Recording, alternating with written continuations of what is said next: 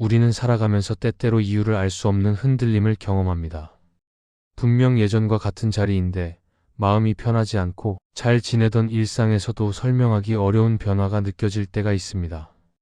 처음에는 내가 약해진 것처럼 보이지만 시간이 지나면 그 흔들림 속에서 하나님이 조용히 일하고 계셨다는 사실을 깨닫게 됩니다. 하나님은 사람을 사용하시기 전에 마음을 먼저 다듬으시고 시선을 새롭게 하시며 익숙한 자리에서 일어나도록 여러 신호를 주시기 때문입니다. 그래서 우리의 삶에 반복적으로 나타나는 영적 신호를 알아차리는 일은 매우 중요합니다. 이 신호를 분별할 때 우리는 혼란 속에서도 하나님이 나를 선택하여 이끌고 계신다는 확신을 얻게 되고 흔들리는 시간이 결코 헛된 시간이 아니라는 것을 깨닫게 됩니다. 오늘은 하나님이 선택한 사람에게 반복적으로 보여주시는 영적 신호가 무엇인지 함께 살펴보겠습니다. 첫째, 하나님은 선택한 사람에게 익숙한 자리에서의 만족을 거두어 가십니다. 하나님이 우리를 새로운 길로 부르실 때 가장 먼저 만지시는 부분은 마음의 만족입니다. 우리는 익숙한 자리를 좋아하고 오래 머물렀던 환경에서 안정감을 느끼며 변화보다 익숙함을 선택하려는 경향이 있습니다. 그래서 변화가 필요해도 스스로 움직이기 어려울 때가 많습니다. 그러나 하나님은 우리가 머물러 있는 자리가 이미 성장의 한계에 닿았을 때 혹은 더 깊은 자리로 이끌어야 할 때 만족이라는 감정을 조용히 거두어 가십니다. 처음에는 이유를 설명하기 어렵지만 어느 순간 익숙했던 환경에서 더 이상 기쁨이 채워지지 않고 만족이 줄어드는 것을 느끼게 됩니다. 이 변화는 단순한 감정의 기복이 아니라 하나님이 새로운 방향을 보여주고 계시다는 신호일 수 있습니다. 사람은 익숙한 곳에서 편안함을 느끼지만 하나님은 그 자리에서 우리가 더 이상 자라지 못한다는 것을 아십니다. 그래서 마음을 흔들어 주시고 만족을 거두어 가시며 더욱 넓고 깊은 길을 향해 나아가도록 준비시키십니다. 이러한 과정은 종종 불편하게 느껴지지만 결국 그 불편함이 우리를 하나님의 손길 앞으로 이끌게 됩니다. 이스라엘 백성이 애굽에서 나올 때도 처음에는 떠날 마음이 없었습니다. 그곳이 힘든 자리였음에도 익숙했기 때문에 벗어나기가 쉽지 않았습니다. 그러나 하나님은 그들의 마음과 환경을 흔들어 애굽에서의 만족을 거두어 가셨고 결국 그들은 약속의 땅으로 향하는 여정을 시작하게 되었습니다. 이처럼 하나님은 선택한 사람의 삶의 변화를 일으키기 위해 만족이라는 감정을 사용하실 때가 있습니다. 지금까지 잘 지내온 자리라도 하나님이 새로운 길을 준비하셨다면 그 자리에 편안함을 조금씩 거두어 가시며 우리의 시선을 이동시키십니다. 그리고 이러한 과정 속에서 우리는 스스로를 돌아보게 됩니다. 왜 내가 이 자리에 더 이상 머물고 싶지 않을까 하는 질문이 마음에 떠오르고 이전에는 아무렇지 않았던 일들이 마음을 불편하게 만들기도 합니다. 이러한 불편함은 우리를 몰아붙이기 위한 것이 아니라 우리의 마음이 옮겨가도록 돕는 부드러운 손길과 같습니다. 하나님은 우리를 억지로 끌어내지 않으시고 마음의 환경을 조금씩 바꾸어 향해야 할 방향을 일깨워 주십니다. 또한 만족이 사라지는 순간은 하나님이 새로운 은혜를 준비하고 계시다는 신호일 수 있습니다. 익숙한 자리가 비워져야 새로운 은혜가 들어올 수 있고 손에 쥐고 있던 것을 내려놓아야 더 큰 것을 받을 수 있습니다. 그래서 하나님은 때로는 우리가 의지하던 만족을 잠시 거두어 가시며 더 깊은 은혜를 바라보게 하십니다. 이 과정이 길어질 때도 있지만 결국 하나님은 우리를 흔들림 속에서 더 단단하게 세우시며 새로운 길을 열어주십니다. 무엇보다 중요한 것은 이러한 변화가 우리를 약하게 만드는 것이 아니라 하나님께 더 가까이 가게 만드는 과정이라는 사실입니다. 익숙한 만족이 사라질 때 우리는 비로소 하나님께 마음을 열고 무엇을 원하시는지 묻게 됩니다. 그 순간 하나님은 조금씩 새로운 문을 보여주시며 우리가 가야 할 방향을 자연스럽게 알게 하십니다. 그래서 만족이 줄어드는 시간은 버려지는 시간이 아니라 하나님이 선택한 사람에게만 주시는 준비의 시간입니다. 지금 익숙한 자리에서 만족이 사라졌다고 느껴진다면 낙심할 필요가 없습니다. 하나님이 새로운 길을 열고 계시다는 조용한 신호일 수 있고 마음을 옮겨가도록 부드럽게 이끌고 계실 수 있습니다. 그러므로 이 과정 속에서 하나님이 어디로 이끌고 계시는지 마음을 열어 바라본다면 우리는 흔들림 속에서도 분명한 하나님의 손길을 발견하게 될 것입니다. 둘째, 하나님은 선택한 사람에게 사명을 향한 부담을 느끼게 하십니다. 하나님이 한 사람을 사용하시기 위해 준비시키실 때 마음에 가장 먼저 찾아오는 변화는 설명하기 어려운 부담입니다. 이 부담은 무겁게 짓누르는 감정이 아니라 마음 깊은 곳에서 계속 떠오르는 생각처럼 다가오며 우리의 시선과 관심을 한 방향으로 모아줍니다. 평소에는 지나쳤던 일들이 유난히 마음에 걸리고 누군가를 돕고 싶은 마음이 갑자기 커지거나 특정한 영역에 대한 책임감이 이상하리만큼 깊어질 때가 있습니다. 이런 변화는 단순한 감정이 아니라 하나님이 준비하신 사명을 향해 마음을 움직이고 계시는 신호일 수 있습니다. 사명은 우리가 억지로 만들어내는 것이 아니라 하나님이 주시는 것입니다. 그래서 하나님은 선택한 사람의 마음에 지속적인 울림을 심어 두시고 그 울림이 점점 더 강해지도록 이끌어 가십니다. 처음에는 작고 희미하지만 시간이 지나면서 점점 더 분명해지고 결국에는 외면할 수 없을 만큼 크게 다가오게 됩니다. 하나님은 이렇게 마음의 방향을 조용히 바꾸시며 우리가 가야 할 자리로 발걸음을 옮기게 준비하십니다. 모세도 처음부터 사명을 알고 있었던 것이 아니라 마음의 부담을 통해 하나님의 부르심을 느끼게 되었습니다. 그는 광야에서 오랜 시간을 보냈고 그 시간 동안 자신의 계획과 힘이 모두 내려놓아졌습니다. 그러던 어느 날 그의 마음 깊은 곳에서 동족을 향한 부담이 다시 일어났고 하나님은 그 마음의 울림을 통해 모세를 부르기 시작하였습니다. 모세는 그 마음을 외면할 수 없었고 결국 하나님은 그를 이스라엘을 이끄는 지도자로 세우셨습니다. 이처럼 하나님은 선택한 사람의 마음에 사명의 불씨를 심으시고 때가 되면 그 불씨가 꺼지지 않도록 은밀하게 타오르게 하십니다. 사명을 향한 부담이 마음에 찾아올 때 우리는 흔히 이런 생각을 하게 됩니다. 왜 나에게 이런 마음이 생길까? 왜 이 일이 다른 사람보다 더 크게 느껴질까 하는 의문입니다. 그러나 그 질문 속에는 하나님이 부르시는 자리로 향하는 통로가 숨겨져 있습니다. 하나님은 선택한 사람을 준비시키기 위해 특정한 주제나 상황에 민감하게 반응하도록 만지시고 그 마음이 단단하게 자리 잡도록 여러 경험을 허락하십니다. 그래서 부담이 생기는 대로 그대로 흘려보내지 않고 하나님이 왜 이 마음을 주셨는지 조용히 생각해 보는 것이 중요합니다. 이 부담은 때로는 우리의 능력과 상관없이 느껴지기도 합니다.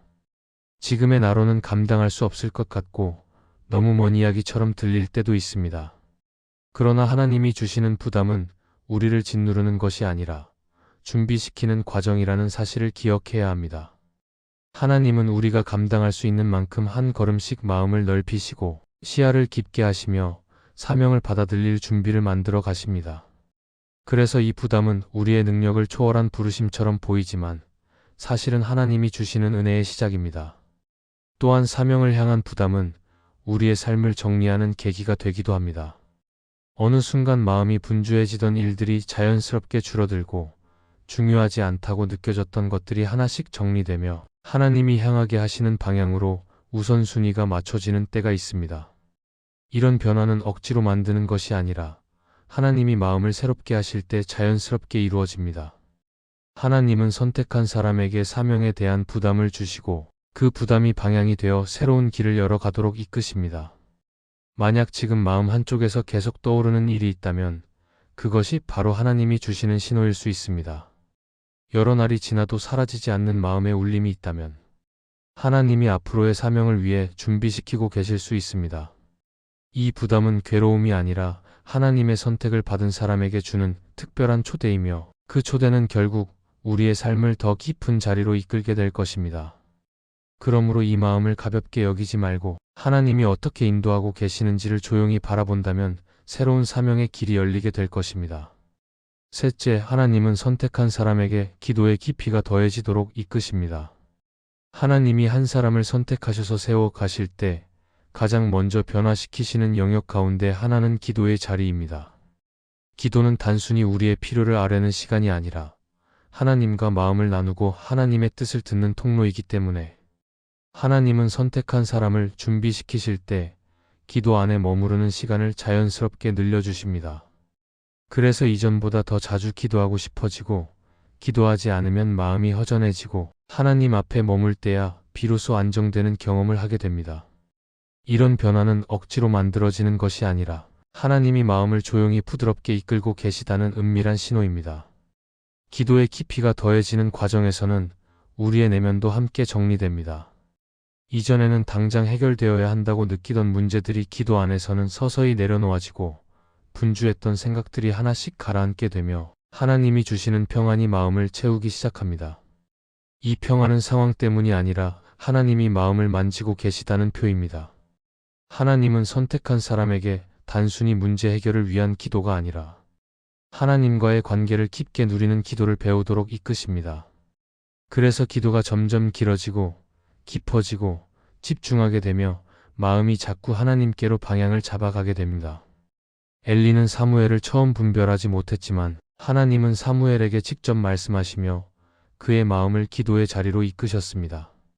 사무엘은 어린 나이였지만 하나님의 음성을 들을 수 있었고 그 경험을 통해 그의 기도는 더 깊어졌습니다. 그는 이후 이스라엘을 위해 중보하며 하나님께서 맡기신 일을 감당하는 사람으로 자라갔습니다. 이렇게 기도는 하나님이 선택한 사람을 세워 가시는 가장 중요한 과정이며 하나님은 그 마음을 기도의 자리에서 다듬으십니다. 하나님이 우리의 기도의 깊이를 더하게 하시는 이유는 사명을 감당할 힘이 기도에서 나오기 때문입니다. 기도가 깊어지는 과정에서는 우리의 연약함도 드러날 때가 있습니다. 기도하다 보면 마음속에 쌓여있던 감정이 올라오기도 하고 숨겨두었던 아픔이 떠오르기도 하고 해결되지 않은 문제들이 다시 보이기도 합니다. 그러나 이 모든 과정은 하나님이 우리를 불편하게 하시려는 것이 아니라 진짜 치유가 일어나는 자리로 우리를 초대하시는 것입니다. 기도를 통해 우리는 우리의 마음을 들여다보게 되고 하나님은 그 열린 마음을 만지시며 치유와 회복을 시작하십니다. 그래서 기도는 흔들리는 시간에 더욱 필요한 은혜의 공간이 됩니다. 또한 하나님은 선택한 사람이 기도의 자리에서 흔들림 없이 서도록 작은 일들을 통해 기도를 배우게 하십니다. 이전에는 스스로 해결하던 일들이 갑자기 어렵게 느껴지고 사람의 도움보다 하나님의 도우심을 더 구하게 될 때 우리는 자연스럽게 기도로 나아가게 됩니다. 하나님은 상황을 통해 우리의 기도를 끌어내시고 그 기도를 통해 우리의 중심을 다시 세우십니다. 기도는 하나님이 선택한 사람에게 주시는 방향의 기준이 되고 삶의 속도를 조절하는 기준이 되며 마음을 지켜주는 울타리가 됩니다. 무엇보다 기도는 하나님이 어떤 분이신지를 다시 바라보게 합니다. 기도할 때 우리는 하나님이 우리의 삶을 아시고 이해하신다는 사실을 깨닫게 되고 우리의 눈물과 기도를 들으시는 분이라는 확신이 점점 깊어집니다. 이 확신이 깊어질수록 하나님은 우리의 마음에 더욱 가까이 다가오게 하시고 흔들리는 순간에도 하나님만 의지하도록 이끄십니다. 그래서 기도의 깊이가 더해지는 것은 단순한 변화가 아니라 선택한 사람에게만 주시는 하나님의 특별한 은혜입니다. 지금 기도가 자꾸 길어지고 싶어지고 하나님 앞에 머물고 싶은 마음이 더 깊어지고 있다면 그것은 결코 우연이 아닙니다. 하나님이 당신을 세우고 계시다는 분명한 증거일 수 있습니다.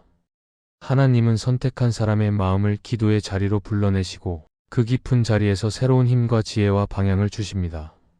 그러므로 기도의 마음이 깊어지는 이 시간을 소중하게 여기며 하나님께 가까이 나아간다면 하나님은 그 기도 속에서 앞으로의 길을 분명하게 보여주실 것입니다. 넷째, 하나님은 선택한 사람에게 혼자 주님 앞에 머물 공간을 마련하게 하십니다. 하나님이 한 사람을 깊이 다루고 세우실 때 반드시 지나가게 하시는 과정이 있습니다. 그것은 바로 혼자 하나님 앞에 머무는 시간입니다. 사람은 누구나 관계 속에서 살아가며 누군가의 말과 시선, 기대 안에서 움직이지만 하나님이 선택하신 사람을 준비시키실 때는 그 모든 관계의 소리를 잠시 낮추시고 하나님과의 만남이 더 선명하게 들릴 수 있도록 독특한 고요의 시간을 허락하십니다. 이 고요함은 때로 외로움처럼 느껴질 때도 있고 왜 이런 시간이 필요한지 잘 이해되지 않을 때도 있지만 결국 하나님은 이 시간을 사용하여 우리의 영혼을 더 깊은 자리로 옮겨가십니다. 혼자 있는 시간은 단순히 주변 사람들과 떨어져 있는 시간이 아니라 하나님이 우리의 마음을 조용히 정리하시는 시간입니다.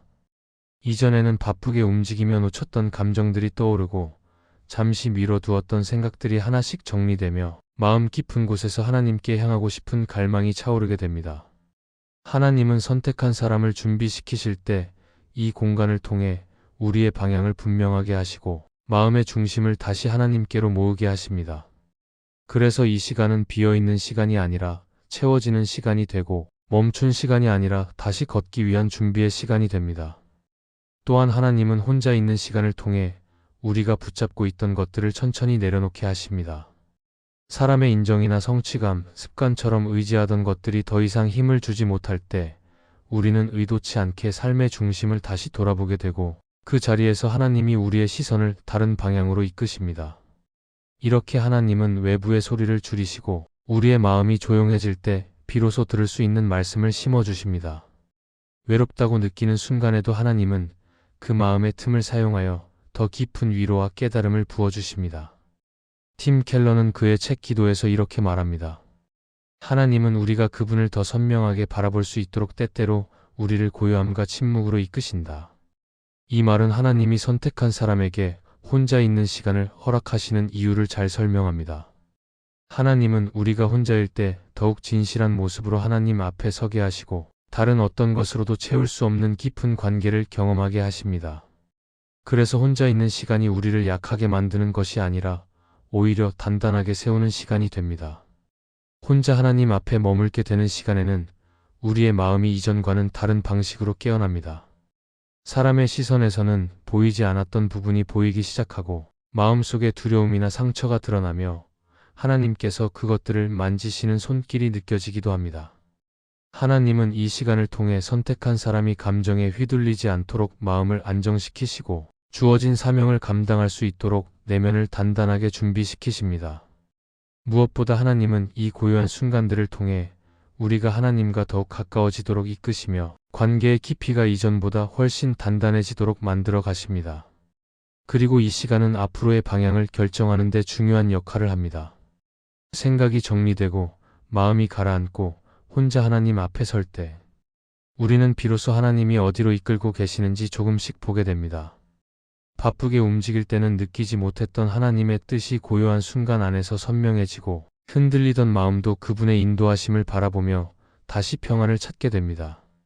그래서 하나님은 선택한 사람에게 혼자 있는 공간을 허락하시고 그 시간 속에서 새롭게 시작할 힘과 용기를 주십니다.